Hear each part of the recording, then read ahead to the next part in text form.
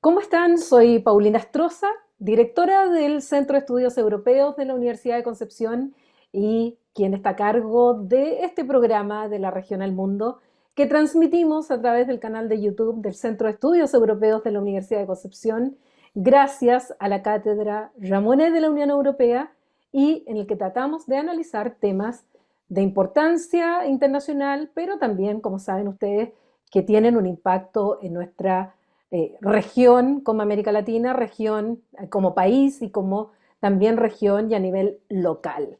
Hoy día vamos a hablar de tecnología, vamos a hablar de medio ambiente, vamos a hablar de protección de la naturaleza, vamos a hablar de desarrollo. Y para ello, hoy día tenemos nada más ni nada menos que al exministro de Medio Ambiente, quien ahora está a cargo, es CEO de Global Methane Hub en, ya nos dirá dónde, en qué parte del mundo, y que es además académico de la Pontificia Universidad Católica de Valparaíso.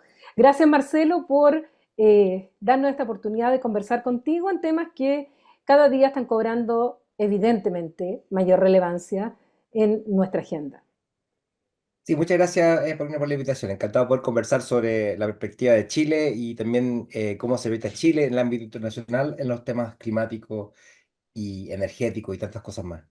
Así es, de eso vamos a hablar. Lo primero, antes de empezar este programa, tú me explicabas un poco yo te preguntaba por qué la cordillera atrás y qué significaba un poco esto que tienes en pantalla. Cuéntanos un poco en qué estás ahora, antes de Mm. entrar ya a los temas que nos interesan profundizar para que la gente entienda de qué estamos hablando cuando hablamos de energía, hablamos de medio ambiente, de cambio climático, tecnologías, etcétera. Sí, cuando estaba en la cumbre de Glasgow el año 2021, se lanzó se llama el Compromiso Global del Metano. El presidente Biden junto con la Unión Europea, la Ursula von der Leyen, empezaron a hacer un compromiso del cual se adhirieron más de 150 países. Chile fue uno de ellos. Después de eso, yo lo vi por fuera, yo estaba yendo por otras razones a la COP 26 de Glasgow. Me reclutaron para hacerme cargo de este fondo que apoya este compromiso global de metano. Las filantropías se unen muchas veces en torno a causas. Hay causas de promover la energía renovable y eso ha generado, por ejemplo, que haya grupos como el European Climate Foundation, que es súper importante, donde está a cargo Laurence Tubiana, por ejemplo, o también han creado grupos como Climate Works, que financia muchas acciones climáticas a lo largo del mundo, y el año 2021 configuran lo que se llama el Global Methane Hub, con la finalidad de poder apoyar a la implementación de este compromiso, pero como este compromiso es de carácter global, y como es de carácter global y requiere mucho de los países en vía de desarrollo, fue muy buena idea que este fondo global se establezca en Chile como un puente entre el mundo desarrollado y el mundo en vía de desarrollo. Ahora, ¿cómo ha cambiado? Y empecemos ya en materias, Mm. entremos al fondo de nuestra conversación. ¿Cómo ha cambiado geopolíticamente todo lo que significa el cuidado del medio ambiente, las tecnologías y también muy vinculado con lo que significan los temas energéticos? ¿Qué cambios, qué primera Mm. gran mirada tú nos puedes entregar para después ya entrar más en detalle? Sí, lo importante acá y lo que es bien interesante es que, al igual que Chile, por ejemplo, que tiene una política de Estado climática que se traspasa gobierno a gobierno, que es súper positivo, a pesar de que hay, por ejemplo, tensiones entre China y Estados Unidos, muchas veces en el comercio internacional, en los competidores que son, en el tema de cambio climático, por ejemplo, hay un espacio de colaboración bastante único, que tiene que ver muchas veces con las relaciones personales, por cierto, pero también con agendas comunes que van alineadas. Entonces, si tú contrastas el año 2019, cuando Chile fue presidente de la COP, donde Trump era presidente, nos encontramos con un futuro bien sombrío, en donde los compromisos climáticos de largo plazo, la carbón neutralidad, solamente era una meta de un puñado de países, incluido Chile.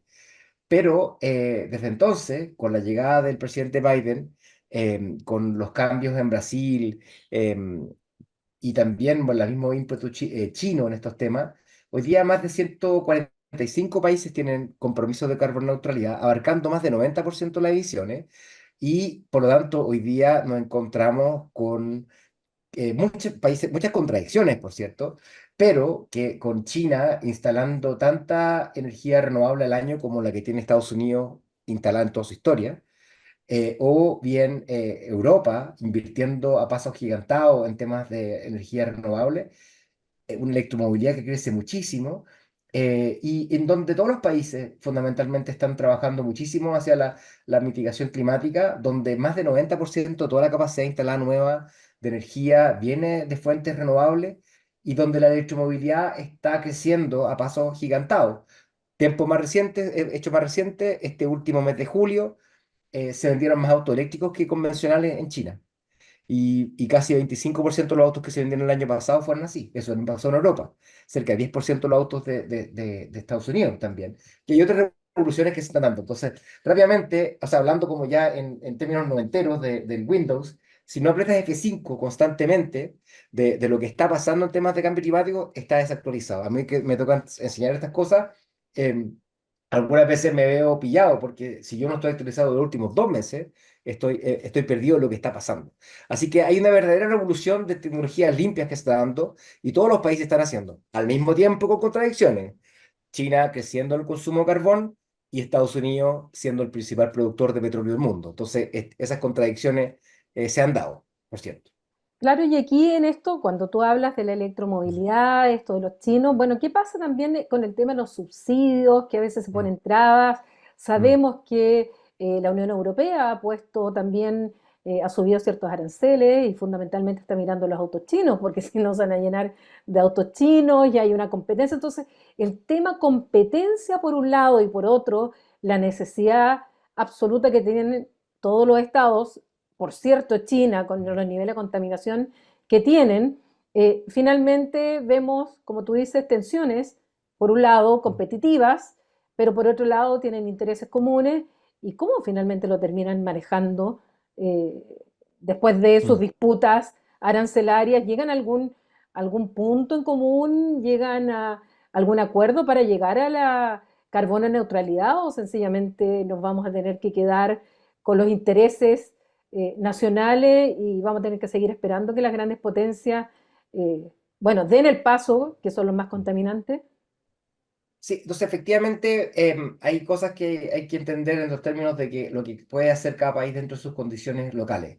Por ejemplo, a los demócratas, siempre su sueño fue tener un paquete de estímulo fiscal gigantesco, como lo que fue el IRA, ¿no es cierto? El Inflation Reduction Act, que antes se llamaba Build Back Better, pero tuvieron que reducir en su ambición. Si tú pones esos en términos generales, es un cambio absoluto del gasto fiscal en temas de mitigación de emisiones. 330.000 millones de dólares más o menos los que son aprobados directamente. Se piensa que algunos de otros subsidios que pueden aparecer cerca de 1 trillón de dólares. Y eso es muy potente porque te permite bajar costos de las tecnologías, pero algunas veces bajarlo en costo artificialmente o acaparar tecnología. Entonces, ¿qué es lo que pasa? Si tú miras los costos de energía solar fotovoltaica, venía bajando, bajando, bajando, hasta que se promulga esta inyección de recursos que causa algunas veces cierta inflación, también una concentración de las tecnologías y por tanto deja muchas veces fuera de cancha a países en vía de desarrollo.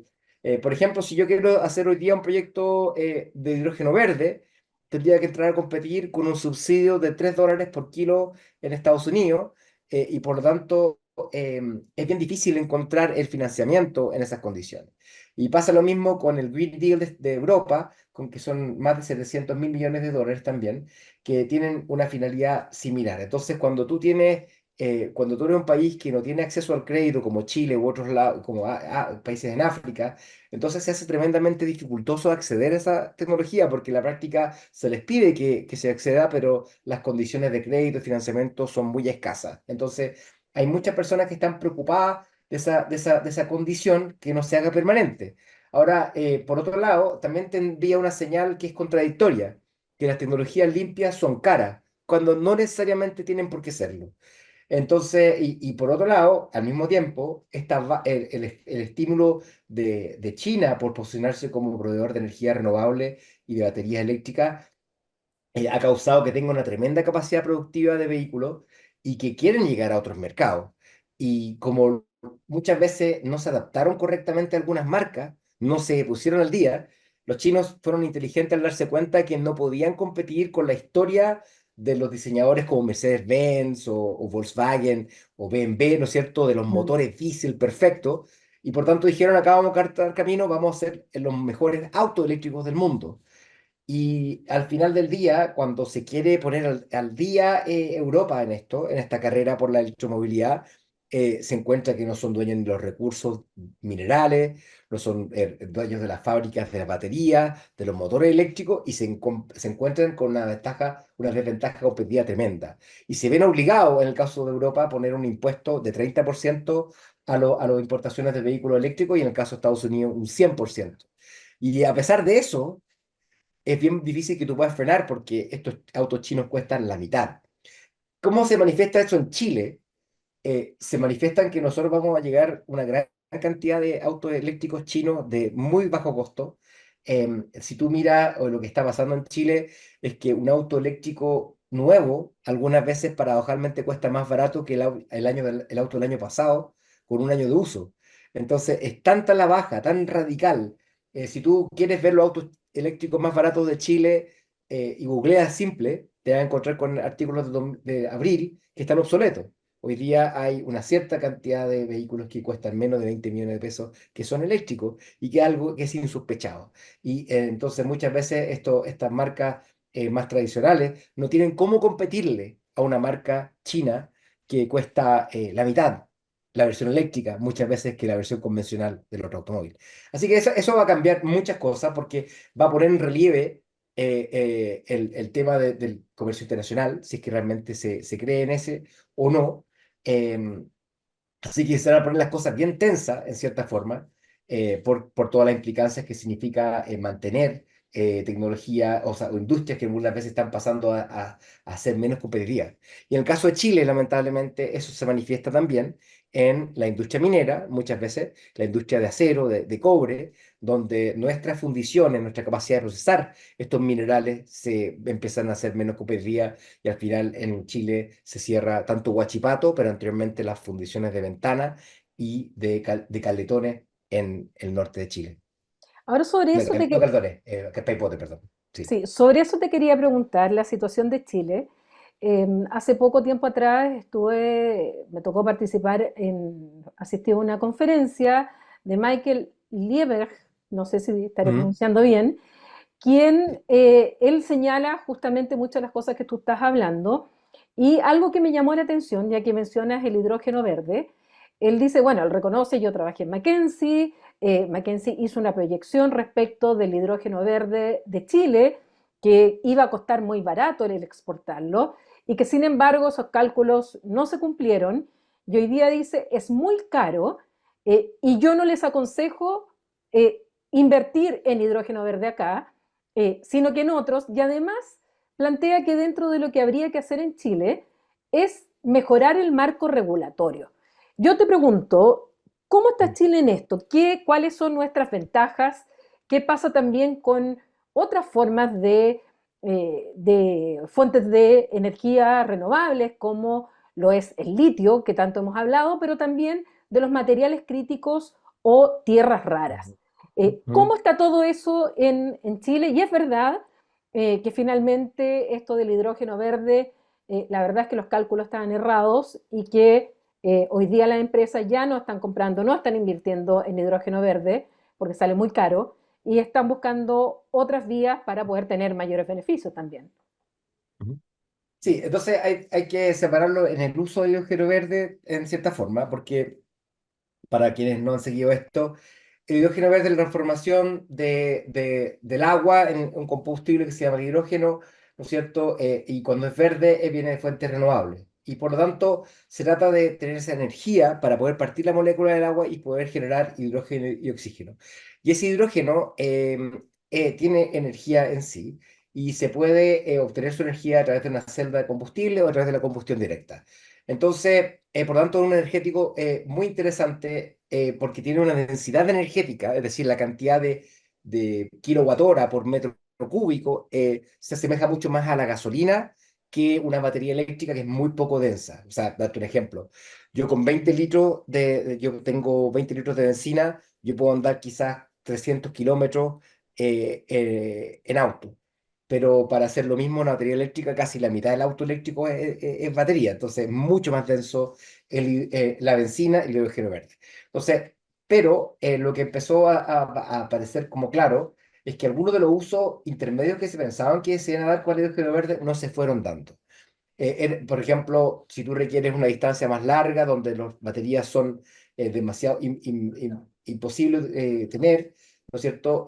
Poder tener un bus interurbano, un camión interregional que tenga ese tipo de combustible. Pero con el tiempo empezó a parecer que las baterías bajaron de costo y aumentaron su densidad, y por tanto en el corto plazo ya le están ganando al hidrógeno verde, de todas maneras. Entonces eso es súper importante tener en cuenta, y por lo tanto, parte de esos consumos ya empezaron a esfumarse, no van a aparecer, ¿ya? Pero los que sí quedan por resolverse son el tema del transporte internacional, en donde la aviación requiere combustibles densos, y en ese contexto el hidrógeno verde puede ser una solución. El transporte marítimo, y hay un compromiso global de mitigación de emisiones del sector marítimo a través de la Organización Internacional Marítima, ¿no es cierto? Marítima Internacional, la OMI, en donde, por ejemplo, tú puedes tener amoníaco verde que se combustiona en vez de los combustibles búnker, que son súper sucios y contaminantes. O bien también, hoy día el sistema alimentario depende de fertilizantes que son hechos con amoníaco, y ese amoníaco viene del gas natural. Y cuando hay una guerra como la que ocurrió en Ucrania, se dispara el precio del gas natural y por tanto el precio del fertilizante y finalmente el precio del alimento. Entonces, hay razones de sobra Mm. para seguir buscando la descarbonización de esos sectores, y en ese contexto yo diría que si quitamos el frenesí original y nos quedamos en estos tipos de otras soluciones, el amoníaco verde tiene sentido económico todavía. El problema que hay es que muchas veces el sector ambiental tiene preocupaciones por el tamaño de las inversiones y no necesariamente sus impactos individuales, de verdad. Entonces, es fácil decir que hay un megaproyecto que va a causar una zona de sacrificio en algún lugar, pero acá no estamos hablando de lo mismo. Un parque eólico no es lo mismo que tener una termoeléctrica o una fundición, y por lo tanto es fundamental poner las cosas en esa perspectiva. ¿Ya? Así que yo creo que Chile tiene que empezar a ajustar. En tiempo reciente hemos visto rechazos vistosos de grandes proyectos que están dando, porque tampoco el Servicio de Evaluación Ambiental ni sus partes saben cómo procesar algo tan grande. Pero por otro lado también se le tiene mucho miedo a proyectos que van a ser hechos en etapas. Y por lo mismo, lo que uno hace cuando se pone a estos proyectos nuevos que están ocurriendo es que estás matando a los que son pequeños impulsores, emprendedores que tienen una buena idea, y solamente van a dejar en pie los proyectos que tienen grandes espaldas de grandes empresas e incumbentes, y por tanto, cuando uno hace esto, en cierta forma está favoreciendo a la concentración del poder y la menor competencia, y por lo tanto hay que tener cuidado con cómo enfrentamos este sector.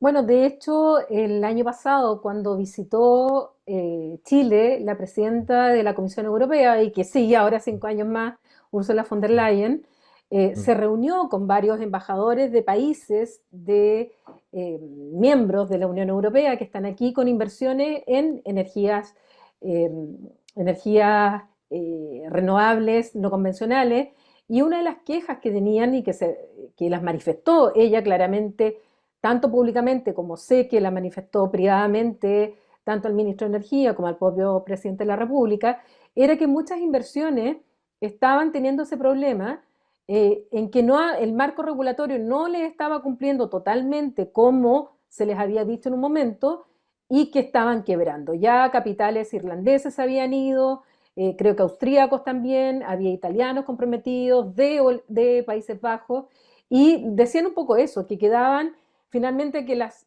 grandes empresas eran las que en definitiva se iban a quedar con el mercado, porque ellos ya no estaban dando, estaban quebrando, y los que lo estaban comprando eran los grandes. Entonces, Ujú. eh, ¿Qué pasa ahí también con las inversiones, con la atracción de inversiones, para que lleguen más capitales y que finalmente no sean solamente los grandes? Y que muchas veces también estos grandes mezclan eh, tanto energías renovables como también energías fósiles. O sea, ¿cuánto Ujú. de eso también hay un poco de greenwashing también en algunas empresas al presentarse como energías eh, limpias y no son 100% limpias? Sí, entonces la historia, y ahí como hablando un poco de la contingencia y recapitulando lo que ha pasado en tiempos recientes con respecto a la promesa de la rebaja de energía, fruto de la energía renovable, la historia, eh, así como recontada en forma simple, el año 2012-2013 hubo licitaciones tremendamente caras ante una falta de competencia, no habían incentivos para que llegaran nuevos actores, y esos contratos que estaban indexados al precio de combustible fósil entrar en vigencia el año 2019. Hay un cambio de mirada y se hacen contratos distintos y desde el año 2014 hasta el año 2022 estos contratos nuevos empiezan a costar en promedio menos de la mitad de lo que costaban los contratos fósiles. Entonces, ¿qué es lo que ocurre? Se posterga yo creo que tiene sentido haber postergado la entrada en vigencia de esto durante el estallido, pero se perpetúa hasta el año 2022, ¿no es cierto? Habiendo pasado por los IFE, habiendo pasado por los retiros, donde no digamos que la gente no tenía plata para pagar la luz, perfectamente podría haber incorporado eso. Entonces, y por lo tanto, nunca vimos la baja porque se subsumió con esta alza y además también la postergación de la actualización de las tarifas. Y por tanto, hoy día estamos pagando una mezcla de deuda, una deuda que al mismo tiempo está acrecentada por el alza del precio de combustible fósil más el dólar. Entonces, esa es la verdad, y por tanto no lo sentimos. Lo único que podemos contar, lamentablemente, no tan directamente, es que habría sido mucho peor sin más renovables. Pero lo que pasó es que, por otro lado, esas ofertas que hicieron las empresas el año 2012-2013 estaban basadas en que iban a comprar mucho carbón y otro tipo de combustibles fósiles. Y no terminaron haciendo eso, sino que más bien cumplieron sus contratos con energía renovable. Y por tanto, estas empresas no quebraron, ni las poco les fue mal, aunque no se haya ajustado la energía, el precio de energía. Estas empresas, de hecho, tuvieron récord de utilidades. Y por tanto, fagocitaron a las energías renovables pequeñas y se quedaron con las ganancias. Y por lo tanto, en ese contexto, como cuando las condiciones de contrato entre privados cambian, es posible sentarse en la mesa y renegociar los contratos. Yo creo que corresponde en este contexto renegociar los contratos. Los que sí vieron una rebaja directa de costos fueron la energía, perdón, las empresas grandes mineras, clientes libres que negociaron y sí pudieron tener esa capacidad de decir, ¿saben qué, chiquillos? Las condiciones cambiaron, ustedes me están vendiendo energía muy recara, la energía renovable es mucho más barata, ofrézcame eso. Y eso Mm. fue lo que hicieron las empresas. Entonces, nosotros nos quedamos con la historia inconclusa. Lo que corresponde, yo creo que el gobierno es haga esa negociación. Pero lo que ha hecho ha sido lo contrario. En vez de ponerle un impuesto a la contaminación mayor, ha postergado y ha ignorado las recomendaciones del FMI, de la OCDE, de subir el impuesto verde. Y en vez de que paguen las empresas que han profitado más del 70% del alza de precio, lo que se le ocurrió es que la pagaron las pequeños y medianos generadores solares, y por tanto es el mundo al revés. Los más pequeños pagan, mientras que las grandes empresas siguen profitando más que nunca a costa de la renovable. Ahora, Chile, ¿cómo se presenta en el mundo? Porque, sobre todo con el tema, tú decías, la guerra en Ucrania, el Mm. alza, la inflación eh, y otros factores han hecho que, bueno, por un lado Europa, por otro lado Estados Unidos, están buscando, y además los efectos, evidentemente los efectos negativos del cambio climático, están buscando alternativas a, para su propia matriz energética, no depender del gas o el petróleo ruso, y se presentan entonces estas energías renovables y se necesitan justamente los minerales para poder hacer las baterías, para poder hacer el imán, para poder hacer eh, esto que va a traer esta transición ecológica, como le llaman, como se le llama Mm. a este cambio. Chile se presenta entonces como, por un lado, con el litio, que me corrige si me equivoco, que el 60% de la Sí. producción mundial está en Argentina, Chile y Bolivia. Por Mm. otro lado, Chile se presenta también como un posible productor de hidrógeno verde. La Unión Europea Ujú. tiene dos proyectos en los cuales puso dinero. Eso fue el anuncio de Ursula von der Leyen cuando vino. Y tercero, tenemos estos materiales críticos o tierras raras que además se presentan en una zona como esta desde la cual yo estoy hablando, del Biobío, y donde hay un proyecto en Penco. Pero al mismo tiempo hay rechazo a, por ejemplo, el proyecto en Penco de tierras raras. Eh, Aclaren un poco el escenario. ¿Qué ventajas presentamos? ¿Qué ventajas presentan estos proyectos? ¿Está bien? Porque se aparece como un discurso incluso medioambientalista en contra de las propias energías renovables, no convencionales, como en este caso de los materiales críticos, y que podría ser una gran ventaja. Y digamos que China tiene muchas tierras raras, pero aquí en Biobío tenemos también. Entonces, eh, Mm. cuéntanos un poco cómo es el escenario de Chile ante esto. Sí, es complejo porque en la práctica lo que ocurre es que no se mide con la misma vara a la época que queremos reemplazar, ¿no es cierto? Entonces, con mucha soltura se habla de extractivismo 2.0, que esto va a causar un sacrificio. Entonces, partamos de la siguiente base. Hoy día, cada vehículo combustible fósil consume cerca de 2.000 litros de petróleo y no necesariamente en lugares que sobra el agua y con impactos climáticos, calidad de aire, contaminación, todas las derramas que hemos visto, por cierto. Entonces, reemplazarlo por 20 kilos una vez de litio pareciera tener sentido. Entonces, y después, por otro lado, uno debe empezar a pensar que estas cosas pueden mejorar. Efectivamente, las piscinas de evaporación grande, de grandes consumos de agua que se dieron, es algo que tiene que frenarse, pero hoy día el Salar de Atacama, 60% del agua la consume la minería de cobre, que no tiene nada que ver con el litio. Entonces, en el fondo, em, hay formas de reducir el impacto. Una cosa se llama la extracción directa del litio, donde se filtra a través de membrana y por lo tanto no se requiere la evaporación tanta de agua y se requiere menos agua, en definitiva. Entonces, el diálogo en esto debe decir, bueno, ¿esto puede mejorar? Yo escucho que no, pero la verdad es que probablemente los impactos se pueden mitigar y también ahí contribuir a que haya mayor cantidad de baterías de litio. Baterías de litio que no solamente son fundamentales para el auto eléctrico, sino que también para el almacenamiento de energía renovable, que muchas veces no se puede porque se pierde, porque no tenemos cómo transmitirla en su momento o porque se genera en la hora en la cual no tenemos consumo necesariamente. Entonces, esa es una cosa. Si tú miras la paradoja Magallanes, Magallanes dicen que puede ser la Arabia Saudita del hidrógeno verde. Hoy día, en huella per cápita, es la Arabia Saudita de Arabia Saudita. Tiene una huella per cápita equivalente, Magallanes, a Arabia Saudita. 20 toneladas de CO2 por persona, que es altísimo por su alto consumo y dependencia de producción de combustibles fósiles. Y Ujú. por tanto, reemplazar esa economía lineal extractivista no renovable por una renovable debería ser una prioridad. Sin embargo, medimos esa economía nueva con una vara que es completamente distinta a la que medimos hoy día. Hoy día no hay activismo preocupado por la extracción de petróleo y gas de ENAP. No hay activismo que está pidiendo, como en otros países del mundo, de que ENAP deje de extraer. Hoy día el presidente Petro, paradojalmente en Colombia, con mucho más recursos fósiles, sí se ha comprometido a empezar a ponerle fin a la extracción de petróleo y gas, porque entiende que esa economía de exportación de petróleo y gas puede quedar obsoleta, porque en la práctica la demanda de petróleo va a ir bajando inevitablemente, no por cambio climático, sino porque la electromovilidad es simplemente más barata. Y mi predicción, que a final de este año haremos visto que el pic de emisiones de países como China ya ocurrió y ahora viene una baja por la mayor electromovilidad, por mayor energía renovable. Entonces, esos son los cambios. Y entonces vamos en específico con región de Biobío, una región que depende de la importación de combustibles fósiles, que utiliza una gran cantidad de petróleo, ¿no es cierto? El gas natural que se prometió que iba a ser abundante no llegó, tampoco se hicieron las inversiones de importación de gas natural.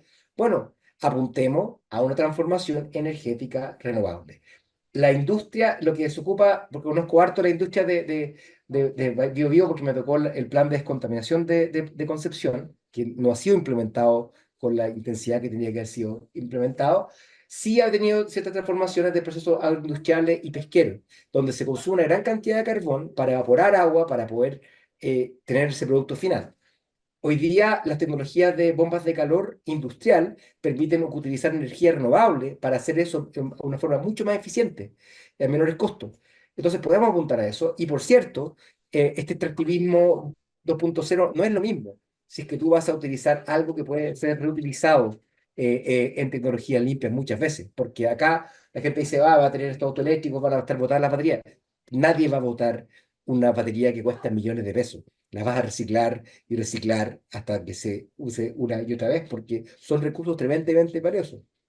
A diferencia del CO2 que se va a la atmósfera y que va a estar más de 100 años y va a ser muy difícil evitar que cese su impacto negativo en la forma del cambio climático. Así que ese el dilema. Tenemos que empezar a alinearnos hacia una solución. Hoy día no estamos alineados como movimiento ambiental hacia una solución común. Antes teníamos, hace 5 años, una mirada común de que Chile tiene que buscar una carboneutralidad. Hoy día no tenemos una alineación de cómo nos vamos a cumplir esa meta de carboneutralidad. Y al mismo tiempo, los que quieren seguir contaminando están súper alineados, van a seguir contaminando todo lo que puedan. Y por lo tanto tenemos que empezar a reflexionar si es que realmente estamos comprometidos con cumplir esta meta o simplemente queremos la perfección que nunca se puede encontrar. Ahora, hace poco entrevisté a María Olivia Ricard y estamos hablando específicamente del proyecto de Tierras Raras aquí en Penco, de Aclara. Y bueno, hay quejas, 28 creo cores votaron en contra de este proyecto, con muchas críticas respecto al uso del agua, respecto a las tronaduras, respecto a una serie de cosas en las cuales María Olivia me decía que en cada uno de esos puntos o eran proyectos que ellos ya habían dejado atrás, por lo tanto estaban como opinando de algo que ya no corría, sobre todo el uso de las aguas. Y segundo, que una serie de críticas que se le hacían no eran correctas porque, por ejemplo, no había tronaduras, porque esto era en arcilla que se sacaba de encima, en el cual también iban a reutilizar las aguas, una serie de cosas que en el fondo planteaba que este proyecto no iba a causar los daños que estos cores estaban planteando. Eh, ¿Cómo hacemos hablar al mundo político con la tecnología, con la ciencia? Porque además me decía que todo esto también lo habían trabajado con investigaciones aquí en la propia Universidad de Concepción y donde estaban entregando todas las pruebas que no iba a tener el impacto que aquellos estaban planteando y sin embargo votaron en contra. Y eso no Ujú, solamente pasa en este proyecto, sino que pasa en otros, donde, como ujú, tú dices, se plantea la palabra extractivista y no, entonces no.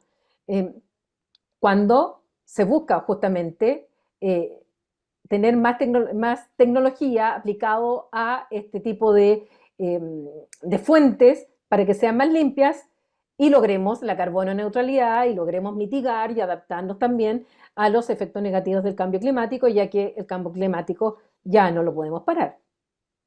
ujú.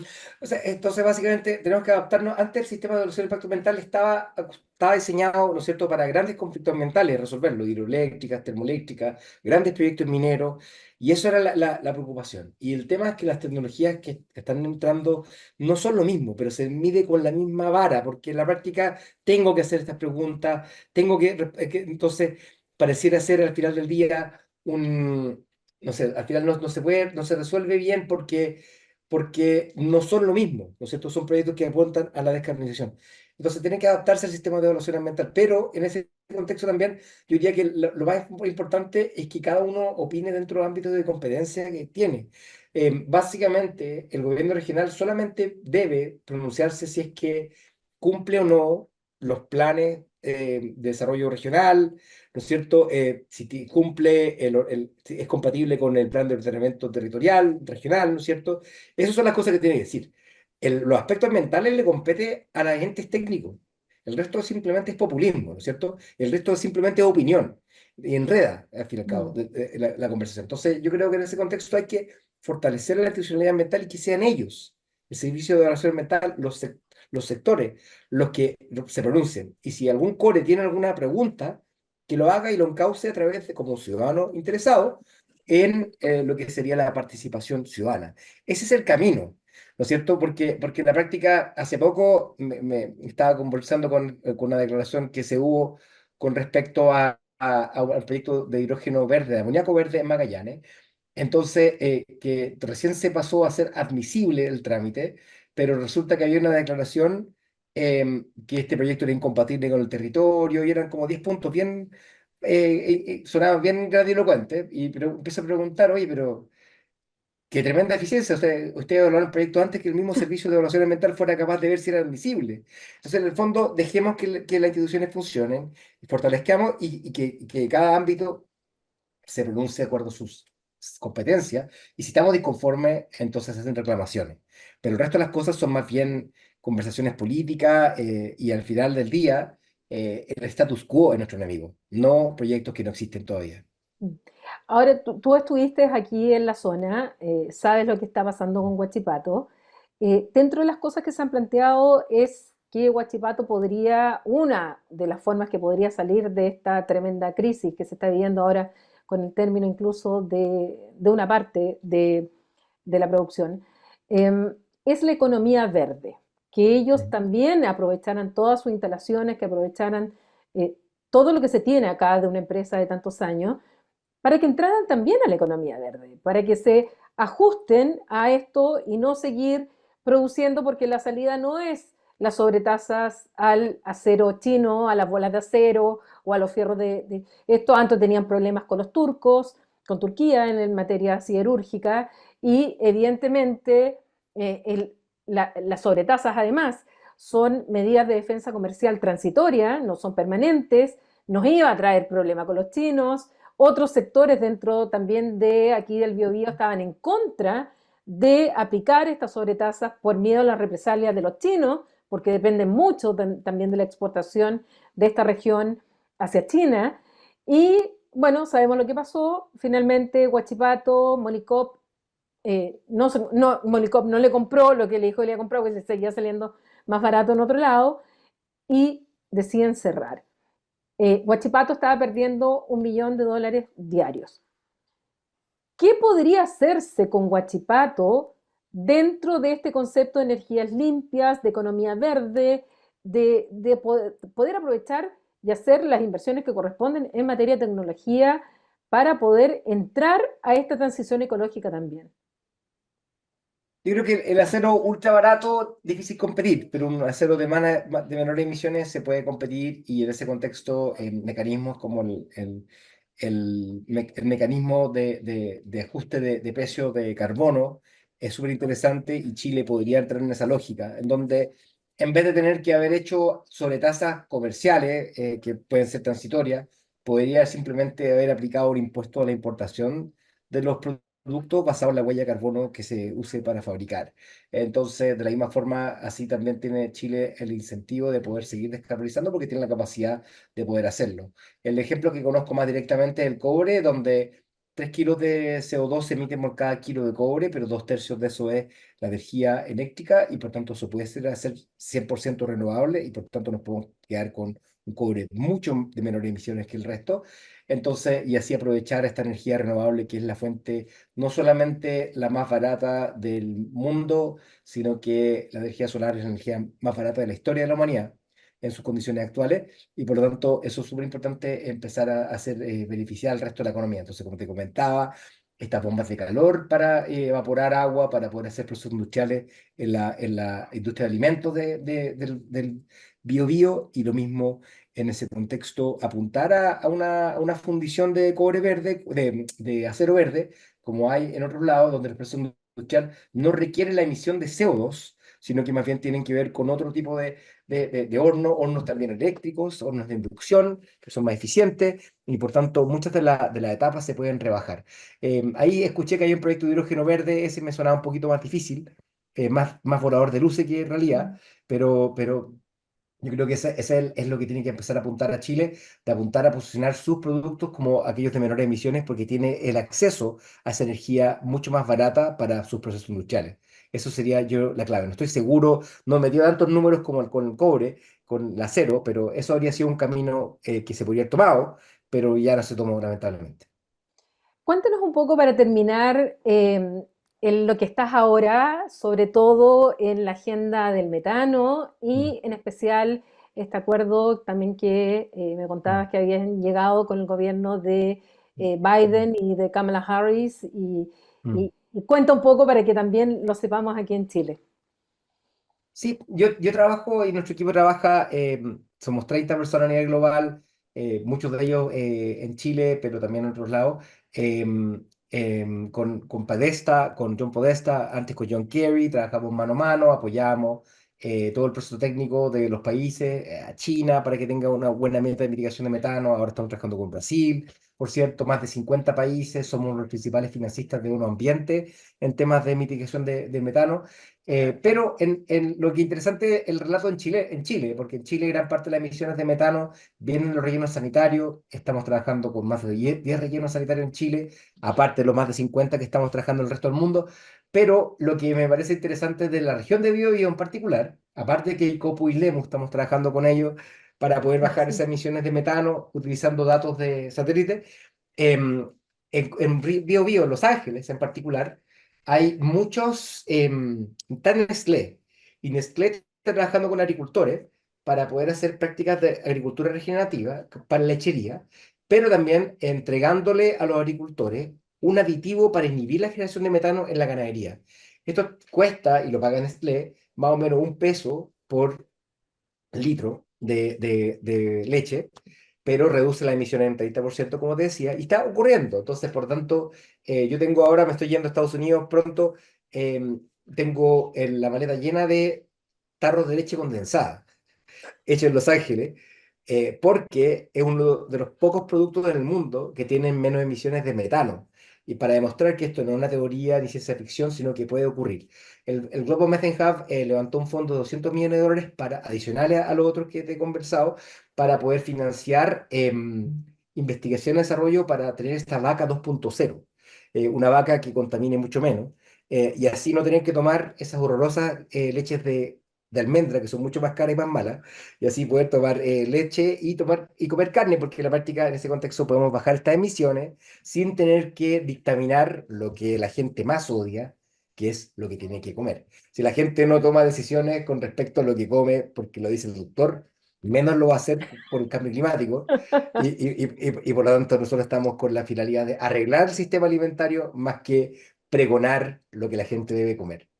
Bueno, apúrese, señor Mena, para que para el 18 podamos comer tranquilo nuestros asados entonces y poder celebrar unas fiestas patrias sin contaminar y Sí, disminuir los 18 de aquí hacia el futuro. Así que, bueno, sí. muchas gracias por este tiempo, por haber conversado con nosotros, por haber conversado estos temas que de verdad que estimo que deben estar en el top de la agenda de cualquier gobierno, más aún de aquellos que no contaminamos, no estamos aportando a la huella de carbono, pero sin embargo recibimos de manera muy fuerte los efectos negativos del cambio climático, como es el caso de Chile.